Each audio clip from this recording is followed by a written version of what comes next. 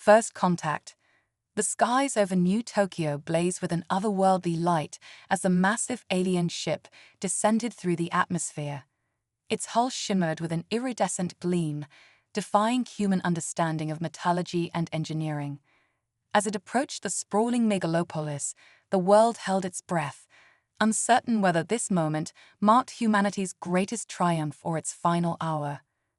Dr. Akira Tanaka stood at the forefront of the welcoming committee, her heart pounding with a mixture of excitement and trepidation. As Earth's leading xenobiologist, she had spent her entire career preparing for this moment. Yet now, faced with the reality of first contact, she felt woefully unprepared. "Steady, everyone," she murmured to her team, her voice barely audible over the whine of the alien craft's engines. "Remember your training. We're making history today." The ship came to rest in the massive clearing that had been hastily prepared for its arrival. For a moment, all was still. Then, with a hiss of depressurization, a seam appeared in the ship's smooth exterior. A ramp extended, touching the Earth's soil for the first time. And they emerged. The aliens were tall, easily 7 feet in height, with slender bodies that seemed to flow like liquid mercury. Their skin shimmered with bioluminescent patterns that shifted and changed with their movements. But it was their eyes that captured Akira's attention, large, multifaceted orbs that seemed to take in everything at once. The lead alien stepped forward, its movements graceful and precise. It opened its mouth, and a series of musical tones emerged, utterly foreign yet hauntingly beautiful. Akira's translated earpiece crackled to life, struggling to interpret the alien language. "Greetings, beings of Earth," it finally managed. "We are the Zaraquin, travelers from the stars. We come in peace, seeking knowledge and alliance." Akira took a deep breath and stepped forward. "Welcome to Earth," she said, her voice steady despite her nerves. "I am Dr. Akira Tanaka, representing the United Earth government. We are honored by your presence and eager to learn from you." The alien, the Zaraquin, tilted its head, studying Akira with those mesmerizing eyes. "You are smaller than we anticipated," it said, a note of curiosity in its synthesized voice. "Yet your civilization has achieved much. We have observed your progress from afar and deemed you worthy of contact." A murmur ran through the assembled humans, worthy of contact.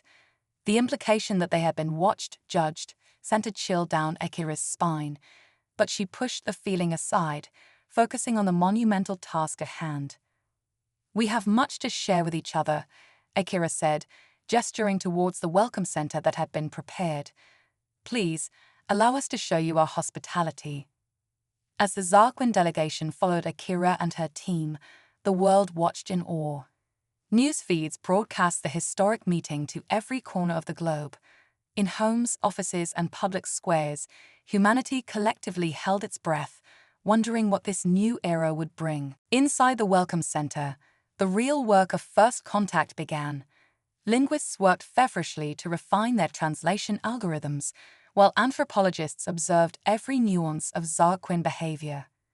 Akira found herself in deep discussion with the alien leader, whose name translated roughly to Starlight Seeker.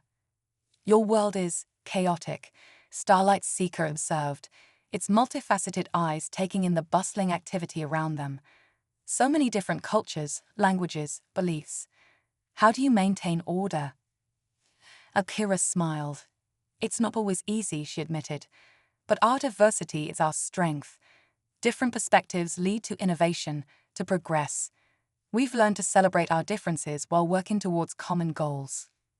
Starlight Seeker seemed to consider this, its bioluminescent patterns shifting in what Akira was beginning to recognize as a sign of deep thought. "Fascinating," it said finally. "Our society values uniformity, efficiency. Yet we have come to a point where progress has stagnated. Perhaps there is something to be learned from your chaos." As the days passed, the initial excitement of first contact gave way to the complex reality of interspecies diplomacy. Cultural misunderstandings abounded. The Zaraquin's direct manner of speech, devoid of the social niceties humans took for granted, led to more than a few ruffled feathers. Their insistence on efficiency in all things clashed with human bureaucracy and politics. Yet progress was made. The Zarquin shared tantalizing glimpses of their advanced technology, clean energy sources that could revolutionize Earth's power grid, medical techniques that could cure diseases long thought incurable. In return, humanity offered its art, its music, its limitless creativity. Akira found herself working around the clock, serving as a bridge between the two species. She was fascinated by the Zarquin's biology, their ability to communicate through bioluminescent patterns, their strange metabolism that allowed them to process energy directly from their environment. But as the initial euphoria of first contact faded, tensions began to simmer beneath the surface. Some humans viewed the Zarquin with suspicion, fear, or outright hostility. Conspiracy theories spread like wildfire across the internet, claiming the aliens had nefarious intentions. The Zarquin, for their part, seemed increasingly frustrated by human inefficiency and irrationality. Why do your leaders not simply decree what must be done? Starlight Seeker asked Akira one day, its patterns flickering with agitation. Why allow dissent and disorder to slow progress? Akira sighed, trying to find the words to explain concepts the Zarquin found utterly foreign. Freedom of thought, of expression. These are fundamental to who we are as a species, she said. Yes, it can be messy. Yes, it can slow things down. But it also allows for creativity, for new ideas to emerge. It's the source of our adaptability, our resilience. Starlight Seeker's patterns pulsed in a way Akira had come to associate with skepticism. Perhaps, it said, or perhaps it is a weakness that will prevent you from reaching your full potential. As Akira left the meeting, troubled by the exchange, she didn't notice the figure watching her from the shadows. General Viktor Volkov, head of Earth's newly formed extraterrestrial defense force, narrowed his eyes as he observed the human scientist and her alien counterpart. Too trusting, he muttered to himself. Too eager to believe in alien benevolence. He turned to his aide, speaking in a low voice. Increase surveillance on all Zarquin activities. I want to know everything they're doing, everything they're saying. If they so much as sneeze, I want to know about it. As night fell over New Tokyo, the gleaming Zarquin ship loomed against the skyline, a constant reminder of how much the world had changed. In homes and government offices, in secret military bunkers and crowded bars, humans debated, argued, and wondered about their new place in the cosmos. And high above, unnoticed by those on the ground, a new light appeared in the sky. A pinprick of brilliance, growing steadily brighter. Another ship, approaching Earth with single-minded purpose. The true test of humanity was about to begin, the cosmic crucible. As dawn broke over New Tokyo, the sky erupted in a dazzling display of light and sound. A massive ship, dwarfing even the impressive Zarquin vessel, burst through the atmosphere. Its hull pulsed with an ominous red glow, a stark contrast to the shimmering elegance of the Zarquin craft. Alarms blared across the city as panicked citizens sought shelter. Dr. Akira Tanaka, jolted awake by the commotion, rushed to her lab, her mind racing. Was this another alien race? A Zarquin reinforcement, or something far more sinister? Her questions were answered moments later as a bone-chilling message reverberated through every communication device on the planet. Humans of Earth, heed our warning. We are the Vorloks, scourge of 1,000 worlds. Your planet harbors our ancient enemies, the Zarquin. Surrender them to us, or face annihilation. You have one Earth rotation to comply. The message, delivered in flawless English, sent shockwaves through the global community. Panic gripped nations as the reality of an interstellar conflict landing on Earth's doorstep sank in. In the hastily assembled war room beneath New Tokyo, tensions ran high. General Viktor Volkov slammed his fist on the table, his face contorted with rage. I knew it. The Zarquin led them here. We should have never trusted aliens. Akira, fighting to keep her composure, countered, We don't know that, General. The Zarquin seem just as surprised as we are. We need to work together if we're going to survive this. As if summoned by her words, Starlight Seeker glided into the room, its bioluminescent patterns pulsing with urgency. "We apologize," it said, the translator struggling to convey the depth of emotion in its voice. "We did not know the Vorloks had followed us. Our journey to your world was meant to escape their tyranny, not bring it to your doorstep." The room erupted in a cacophony of accusations and demands for explanation. Akira raised her voice, cutting through the chaos. "Enough. We don't have time for this. Starlight Seeker, tell us about these Vorloks. What are we dealing with?" The alien's patterns dimmed, a sign Akira had come to associate with deep sorrow. The Vorloks are conquerors, destroyers of civilizations. They seek to harvest the unique energies of sentient species, fueling their terrible technologies. We thought we had lost them in the vast emptiness of space, but we were wrong. General Volkov leaned forward, his tactical mind already racing. What are their weaknesses? How do we fight them? Starlight Seeker's patterns flickered uncertainly. Their technology far surpasses our own. In direct combat, neither Zarquin nor human weapons would be effective, but there may be another way. All eyes in the room turned to the alien. Starlight Seeker continued, "The Vorloks rely on a hive mind, a collective consciousness that coordinates their actions. If we could disrupt it, even for a moment, it might give us a chance." Akira's mind raced, connecting dots at lightning speed. "Wait," she said, excitement creeping into her voice. "The quantum entanglement experiments we've been working on in the lab. If we could adapt that technology." Starlight Seeker's patterns brightened. Yes, combined with Zarquin knowledge of psychic resonance, it might be possible to create a disruption field. For the first time since the crisis began, a glimmer of hope appeared, but it was quickly tempered by the enormity of the task ahead.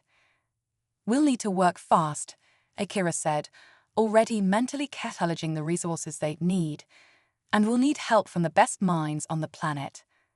General Volkov nodded grudgingly. "I'll make it happen. Whatever you need, you'll have it." As the room buzzed with renewed purpose, a young lieutenant burst in, his face pale. "Sir, we're detecting multiple smaller craft launching from the Vorloks ship. They're heading for major cities across the globe." The brief moment of hope shattered. Volkov barked orders, mobilizing Earth's defenses, but everyone knew it wouldn't be enough. Not against an enemy this advanced. Akira turned to Starlight Seeker, determination etched on her face. "We need to buy time. Is there any way you can communicate with the Vorloks? Stall them?" The alien's patterns swirled thoughtfully. "Perhaps, but it would be dangerous. The Vorloks are not known for their mercy." "Do it," Akira said firmly. "Every minute we gain could mean the difference between survival and extinction." As Starlight Seeker left to make contact with the Vorloks, Akira gathered her team. The fate of two worlds now rested on their shoulders.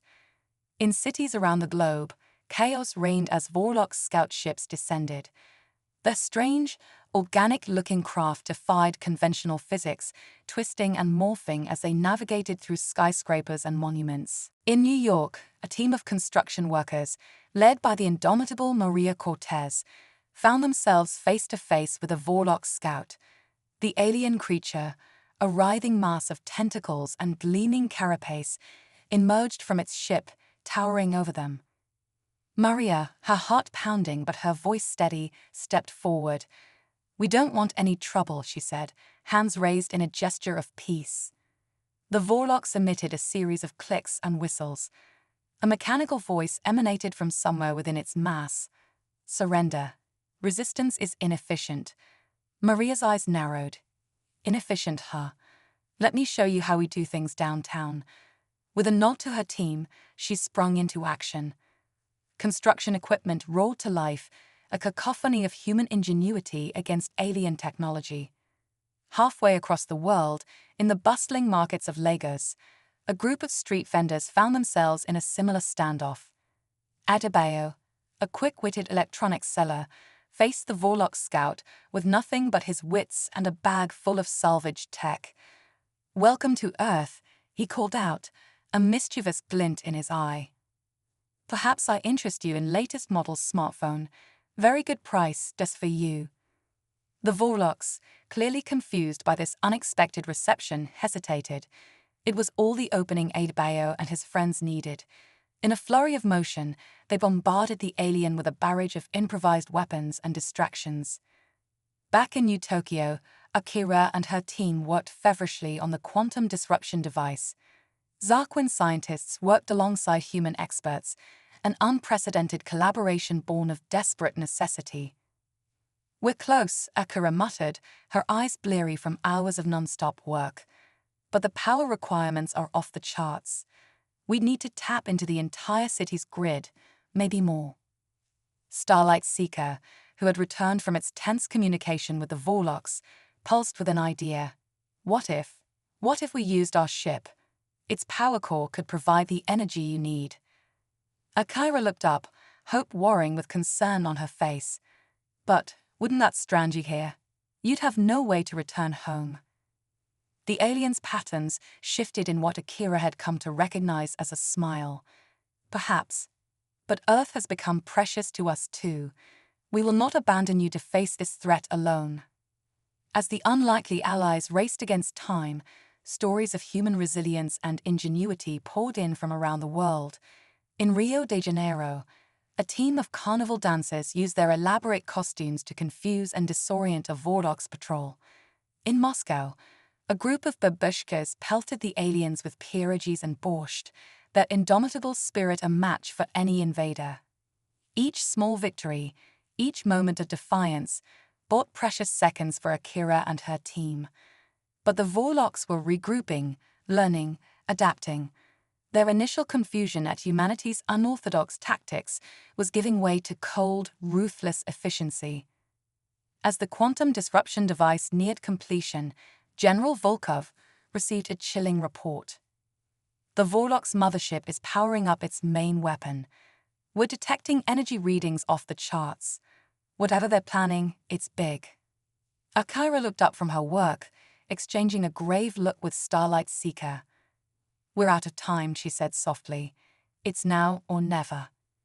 With trembling hands, she made the final connections. The device hummed to life, drawing power from the Zarquin ship. Arcs of energy danced across its surface, a visual representation of the quantum forces they were attempting to harness. "Here goes everything," Akira whispered and pressed the activation button. For a moment, nothing seemed to happen. Then the world exploded into chaos. The quantum disruption wave rippled outward, invisible to the naked eye, but felt by every living being on the planet. Humans staggered, overwhelmed by a sudden sense of interconnectedness. The Zarquin's bioluminescent patterns went wild, a symphony of light and color. And high above, the Vorlock's mothership shuddered.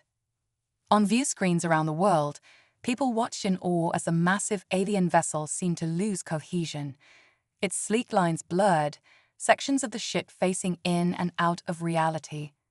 But the victory was short-lived. With a sound that seemed to tear the very fabric of space, the Vorlock's ship stabilized. It turned its main weapon toward Earth, a ball of searing energy forming at its tip. Akira's heart sank. "It wasn't enough," she said, despair creeping into her voice. "We failed." But Starlight Seeker's patterns pulsed with renewed intensity. "No," it said, its synthesized voice filled with determination. "You have given us a chance. Now it is our turn to protect our new home." Before anyone could react, the Zarquin ship rose into the air. It streaked toward the Vorlock's vessel, its iridescent hull shimmering with power. "What are they doing?" General Volkov demanded. Akira watched, tears in her eyes, as realization dawned. "They're sacrificing themselves, using their shit as a weapon." The Zarquin vessel slammed into the Vorlock's mothership just as it fired its main weapon. The resulting explosion lit up the sky brighter than 1,000 suns. When the light faded, both ships were gone, leaving only a shower of debris raining down on the stunned planet below.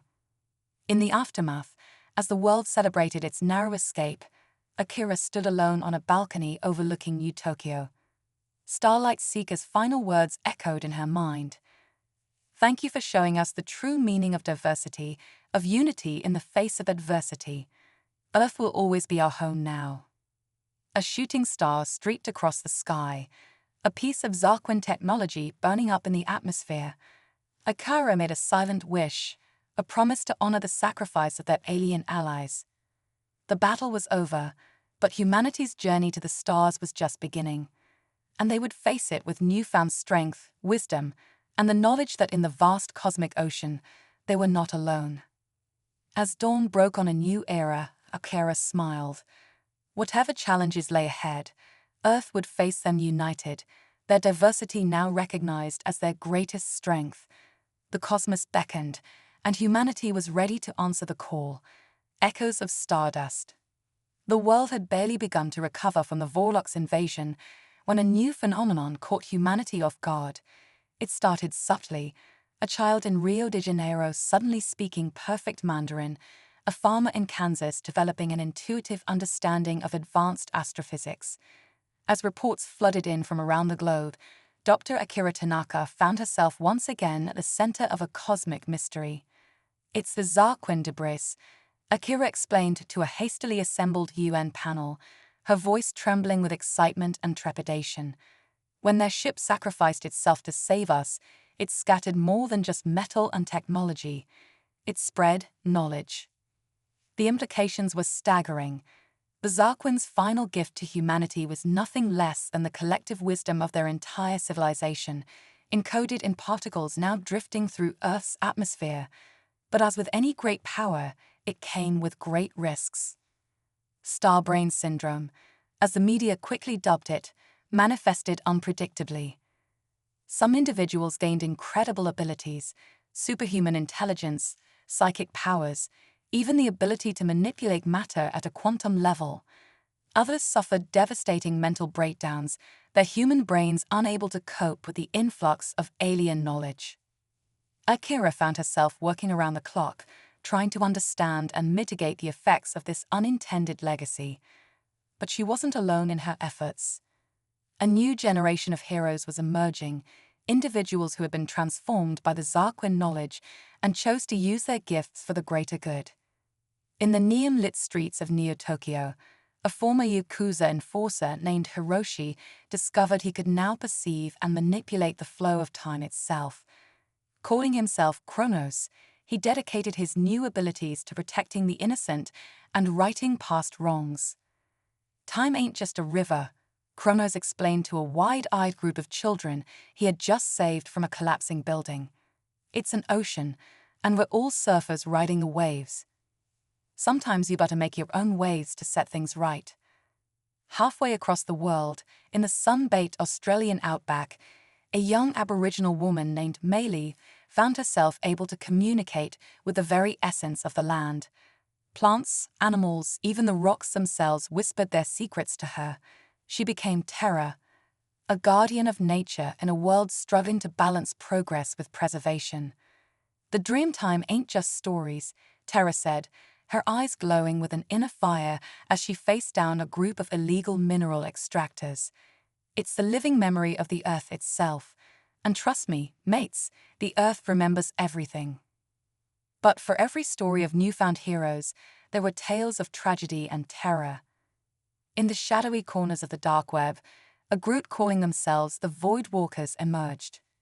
These individuals, twisted by their newfound knowledge, sought to open gateways to other dimensions, heedless of the dangers. General Viktor Volkov, now head of the Global Defense Initiative, found himself fighting a war on multiple fronts. "It's not just external threats we have to worry about anymore," he growled during a tense briefing. "We've got the enemy within now, and they're armed with knowledge that could tear reality apart." Akira, working closely with Volkov despite their often conflicting views, developed a theory. "The Zarquin knowledge isn't just random," she explained, her eyes alight with the thrill of discovery. "It's adapting, evolving. It's as if, as if the collective consciousness of the Zarquin is trying to rebuild itself using humanity as a vessel. The revelation sent shockwaves through the scientific and political communities. Were the Zarquin truly gone, or were they becoming something new, a hybrid consciousness born from the merger of two species? As the debate raged, a new crisis emerged. The Void Walkers, led by a charismatic but unhinged former quantum physicist named Dr. Elias Croft, succeeded in opening a portal to another dimension. But what came through was beyond anyone's worst nightmares. They called it the Entropy Beast, a being of pure chaos that seemed to defy the laws of physics. Wherever it moved, reality itself began to unravel. Buildings twisted into impossible shapes, living creatures mutated or simply winked out of existence, and the very fabric of space-time began to fray. "This is it," Dr. Croft cackled as the beast rampaged through downtown Chicago, his eyes wild with madness and alien knowledge. "The ultimate truth of the universe, entropy, chaos, the end of all things." As governments scrambled to respond, Akira realized that conventional weapons would be useless against this interdimensional threat. Their only hope lay in harnessing the Zarquin knowledge that now resided within humanity. "We need to find a way to unite the fractured pieces," Akira explained to a skeptical General Volkov.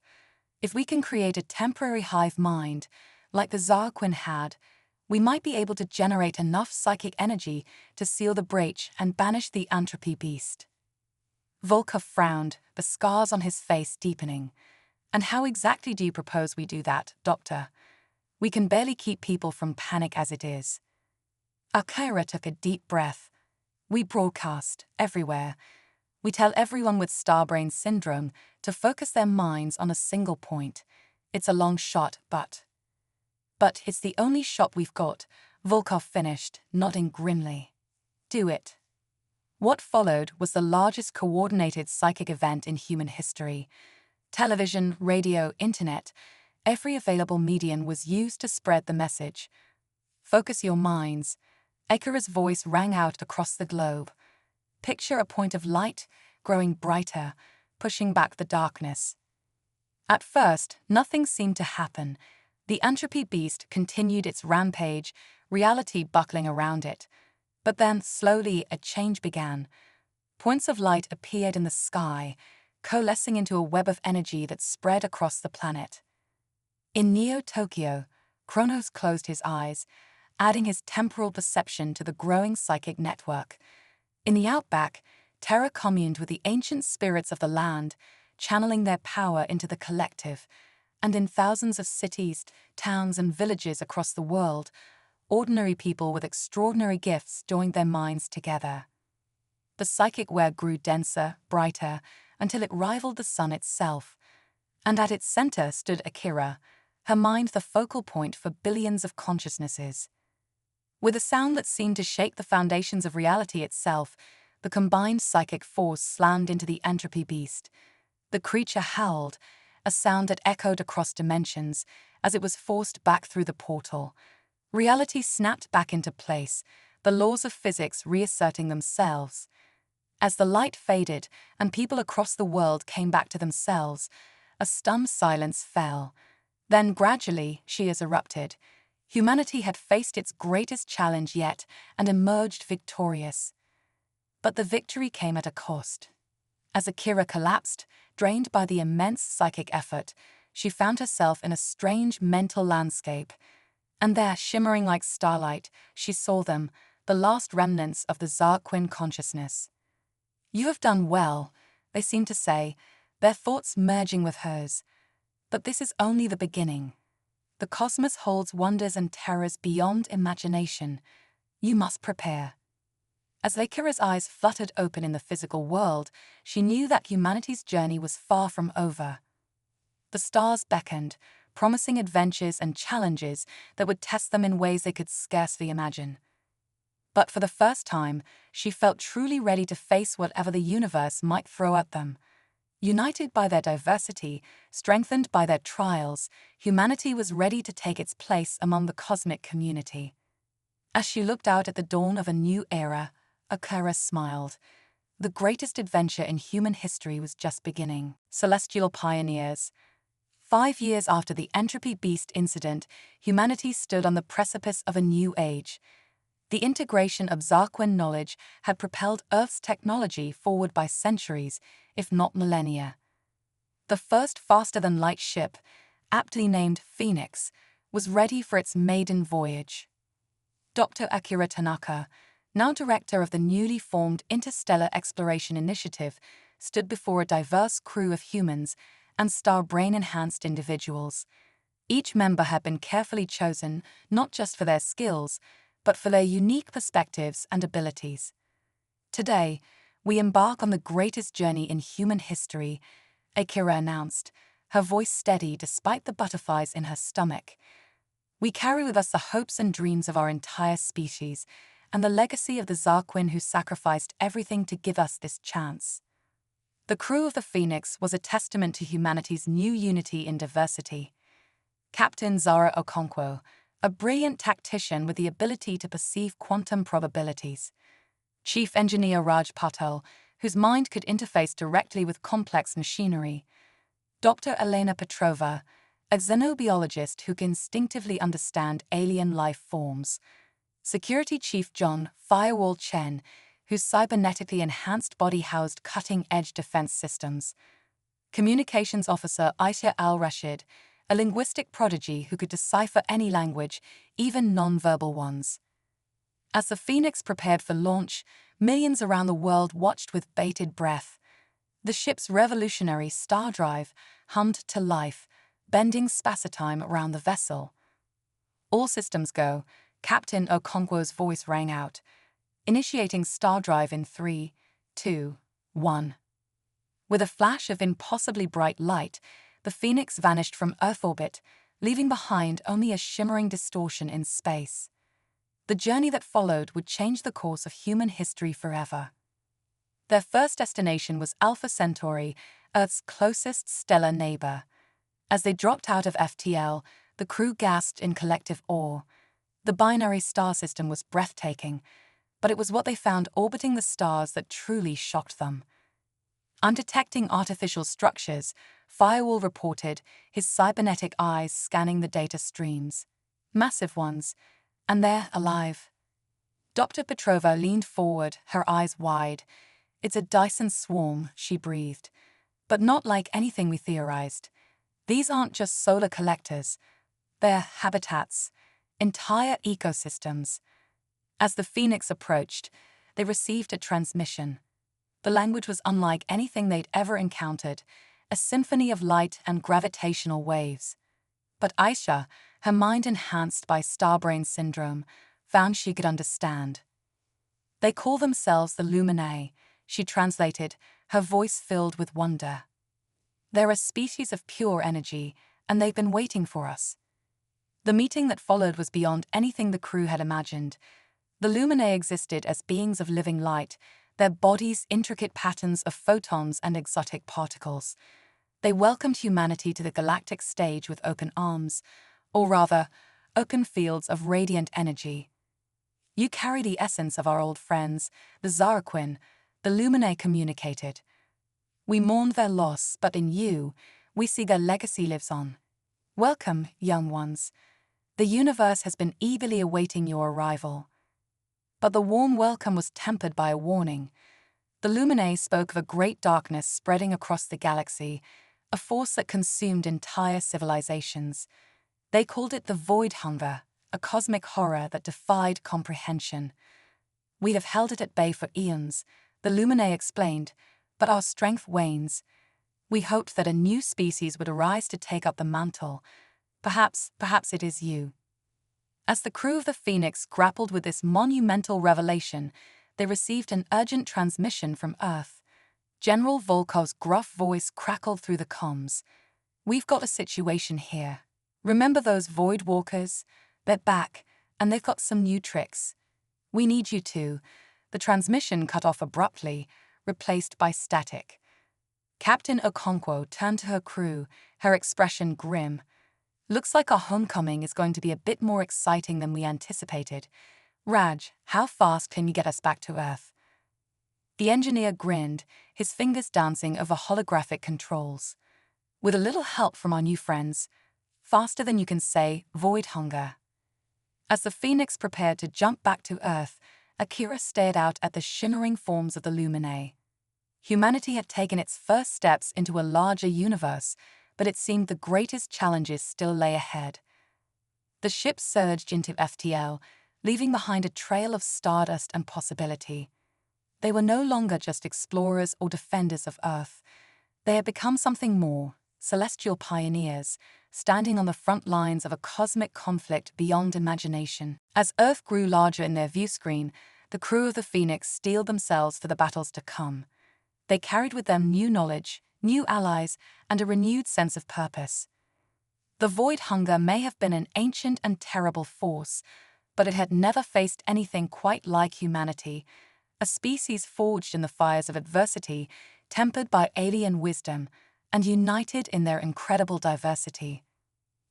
Akira allowed herself a small smile as she gazed at her crew. Whatever darkness awaited them back home, whatever cosmic horrors lurked in the depths of space, she knew one thing for certain: humanity was ready. The Phoenix blazed into Earth's atmosphere, a shooting star heralding the dawn of a new cosmic age. As they descended, the true scale of the crisis became apparent. Void walkers had opened multiple reality breaches across the globe, and eldritch horrors poured through, warping the fabric of space-time itself. But Earth wasn't defenseless. In the years since the Phoenix departure, a new generation of heroes had risen, their star brain-enhanced abilities evolving in ways no one could have predicted. In the skies over New York, a figure wreathed in crackling energy soared. Dante Novoglast Williams, once a high school physics teacher, now manipulated fundamental forces like a cosmic conductor. He faced off against a writhing mass of tentacles and eyes that defied Euclidean geometry. "You picked the wrong dimension to invade, Tholu," Dante quipped, unleashing a barrage of subatomic particles that tore through the creature's impossible flesh. Meanwhile, in the heart of the Amazon rainforest, Aria Gaia's voice Sousa communed with the very essence of the planet. Trees uprooted themselves to battle otherworldly monstrosities, while rivers flowed uphill to drown extradimensional invaders. "The Earth remembers," Aria intoned, her eyes glowing with primal power. "And it does not suffer abominations lightly." The Phoenix touched down in the ruins of Geneva, where the last bastion of organized human resistance fought a desperate battle. General Volkov, his body now more machine than man, led the charge against a horde of reality-warping horrors. "Took you long enough," he growled as the crew disembarked, a rare smile cracking his weathered features. "Hope you brought some fancy alien tech with you. We're in deep this time." Akira quickly briefed Volkov on their encounter with the Luminae and the threat of the void hunger. The general's cybernetic eye wared as he processed the information. "So we've got cosmic horrors on one side and an all-consuming galactic darkness on the other," he mused. "Just another Tuesday, eh?" As they strategized, Dr. Elena Petrova made a startling discovery. The Void Walkers weren't just opening portals, they were trying to merge Earth's reality with that of the void hunger itself. "If they succeed," she explained, her voice trembling, "our entire planet will become a beachhead for the void hunger to enter our universe fully. We'd be ground zero for the end of everything." The situation seemed hopeless, but Captain Okonkwo's quantum-attuned mind saw a glimmer of possibility. "What if," she posited, "we could use the Void Walkers' own portals against them? Turn their gateways into a trap for the void hunger." It was a desperate plan, but it was all they had. As the battle raged across the globe, the crew of the Phoenix worked feverishly to modify their star drive technology. If they could generate a large enough quantum field, they might be able to create a one-way trip for the void hunger, straight into a collapsing pocket universe. But to power such a device, they needed something more than conventional energy. They needed the combined psychic might of every star brain on Earth. "It's time to light up the world again," Akira announced, her voice broadcasting across every functioning communication channel on the planet. Every star brain, every enhanced individual, we need you to focus your energy on the Phoenix. Picture a shield around our world, a blazing wall of defiance against the darkness. As the call went out, heroes across the globe disengaged from their battles, trusting their allies to hold the line. They turned their minds toward Geneva, toward the shimmering form of the Phoenix. Dante soared high above the atmosphere, becoming a conduit for cosmic energy. Aria sank roots deep into the earth, channeling the planet's life force. And in cities, towns, and villages across the world, ordinary people with extraordinary gifts added their light to the growing brilliance. The Phoenix began to glow, brighter and brighter, until it rivaled the sun itself. Reality bent and warped around it as the modified star drive came online. "Now," Captain Okonkwo yelled. With a sound that seemed to shake the foundations of the universe, the trapped energy exploded outward. It engulfed every Void Walker portal, every eldritch horror, every tendril of encroaching darkness. For a moment, the world held its breath. Then, with a rush of imploding air, the portals collapsed in on themselves. The invading forces were sucked back into the void, and with them, the very essence of the void hunger itself. As the light faded and the dust settled, an eerie silence fell over the battlefield. Had it worked? Was it truly over? A cheer went up from the surviving defenders as the skies cleared, revealing a battered but unbroken Earth. They had done it. Humanity had faced its greatest threat and emerged victorious. But Akira knew this was only the beginning. As reports flooded in from around the globe and the true cost of the battle became clear, she gazed up at the star-filled sky with a mixture of hope and trepidation. Earth had taken its place on the cosmic stage, for better or worse. The void hunger might have been temporarily defeated, but other challenges, other wonders, awaited them among the stars. As the first light of a new dawn broke over the horizon, Akira turned to her crew, her friends, her family in this new cosmic age. "So," she said, a spark of adventure in her eyes, "where shall we go next?" The universe, vast and mysterious, beckoned, and humanity, battle-tested and united as never before, stood ready to answer its call. Cosmic resurrection. The year is 2075, 3 decades after humanity's victory over the void hunger. Earth has undergone a radical transformation, becoming a shining beacon of interstellar cooperation and technological marvel. Gleaming arcologies stretch into the sky, their surfaces alive with bioluminescent algae that purify the air. Gravity-defying maglev trains crisscross the globe, while personal quantum communicators have made distance virtually meaningless. But it's in orbit where the true wonders lie. The Celestial Nexus, a massive space station built in collaboration with a dozen alien species, serves as humanity's gateway to the stars. It's here that Dr. Akira Tanaka, now in her 80s but kept vital by advanced life extension technology, prepares for the most audacious mission yet conceived. Project Phoenix Rebirth is go, Akira announces to a gathered assembly of humans and aliens.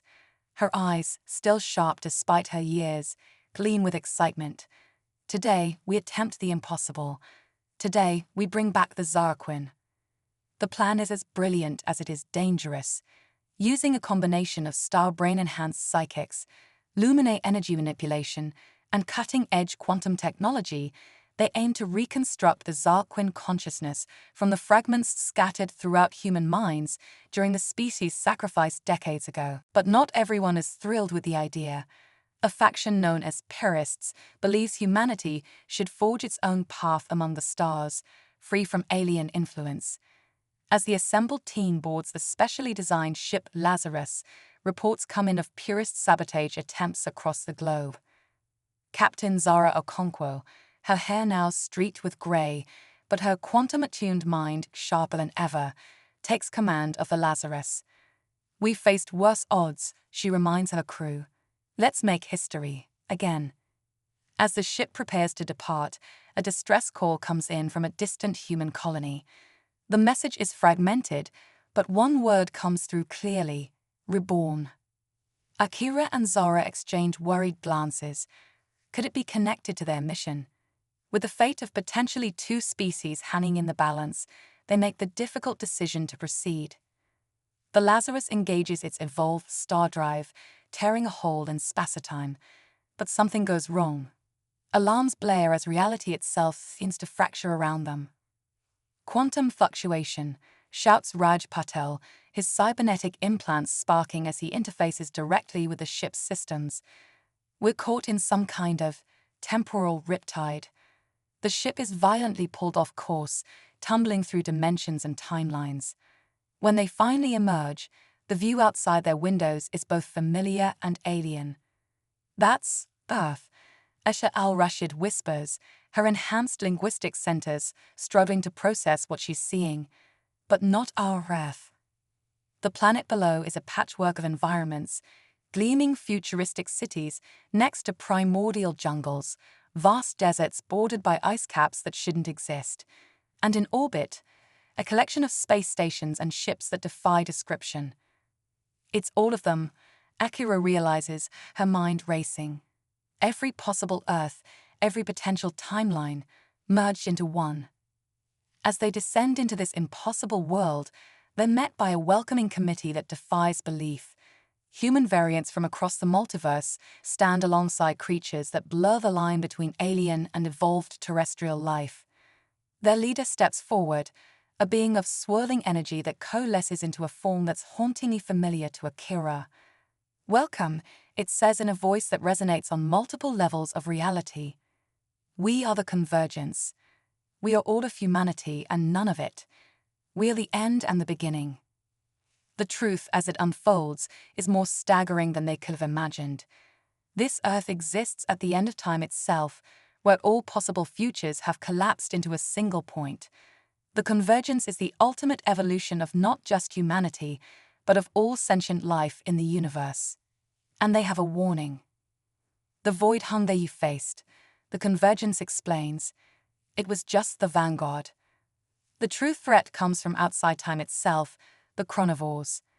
They consume entire timelines, erasing realities from existence. The mission to resurrect the Zarquin takes on new urgency.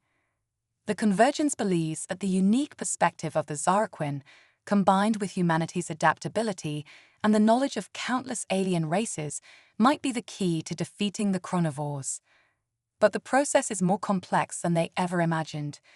To truly bring back the Zarquin, they must weave together fragments from across the multiverse. Each crew member of the Lazarus must journey into different versions of Earth's history, collecting the scattered essence of their long-lost allies. Zara finds herself in a reality where the Zarquin never left Earth and alien living in harmony for centuries. Raj interfaces with a version of the internet evolved into a planet-wide sentient entity, sifting through exabytes of data for traces of Zarquin code. Elena communes with hybrid life forms, part human, part Zarquin, their biology a living record of shared history. As they gather the pieces, a pattern emerges. The Zarquin weren't just a species.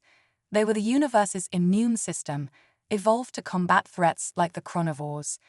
Their sacrifice on Earth was part of a grand plan, seeding humanity with the tools it would need to face its ultimate threat. With time literally running out, realities collapsing around them as the chronivores draw near, the crew of the Lazarus race to complete the resurrection. In a chamber at the heart of the convergence, where the laws of physics are more suggestion than rule, they begin the final process. Akira, her mind linked with her crew and the convergence itself, becomes the focal point. Memories, data, and pure possibility flow through her. She sees the birth of stars and the death of galaxies, the rise and fall of countless civilizations across infinite realities. And then, with a burst of energy that ripples across time and space, it happens. The Zarquin are reborn, not as they were, but as something new. A hybrid consciousness, combining the best of their original selves with the experiences and adaptability of humanity. As the newborn Zarquin takes shape, the chronivores launch their assault. Reality itself buckles under their attack. But this time, the defenders of existence are ready. humans enhanced by Zarquin knowledge, Zarquin reborn with human ingenuity, and the convergence representing the sum total of all possible evolutions. They stand united against the threat from beyond time. The battle that follows defies description, fought across dimensions and timelines. Entire universes are born and die in microseconds. The very fabric of reality is their battlefield. In the end, it comes down to a single moment. Akira, channeling the combined power of humanity, Zarquin, and the convergence, faces the core of the chronivore threat. With a thought that echoes across all of existence, she rewrites the fundamental laws of reality itself. The chronivores, creatures of entropy and ending, find themselves in a cosmos that no longer has a true end. Time becomes cyclical, each ending leading to a new beginning. Unable to fulfill their purpose, the chronivores fade from existence. As the dust settles and the new reality takes shape, Akira and her crew find themselves back on the celestial nexus, seemingly moments after they left. But they remember everything. The Zarquin, now an integral part of the human story, work alongside their resurrectors to guide Earth into a new age of cosmic citizenship. The knowledge gained from the convergence propels human understanding forward by millennia. And Akira, her life's mission fulfilled in ways she never could have imagined, looks out at the stars with new eyes. The universe is vaster, stranger, and more wonderful than anyone had ever dreamed. And humanity, tempered by trials and enhanced by alien wisdom, is ready to take its place as guardians of existence itself. As a new generation of explorers prepares to venture out into the infinite cosmos, Akira smiles. The greatest adventure isn't just beginning, it will never truly end. In this new cyclical reality, every ending is just a new beginning waiting to be written. The stars beckon, full of infinite possibilities, and humanity, in all its forms across all possible realities, reaches out to embrace its cosmic destiny.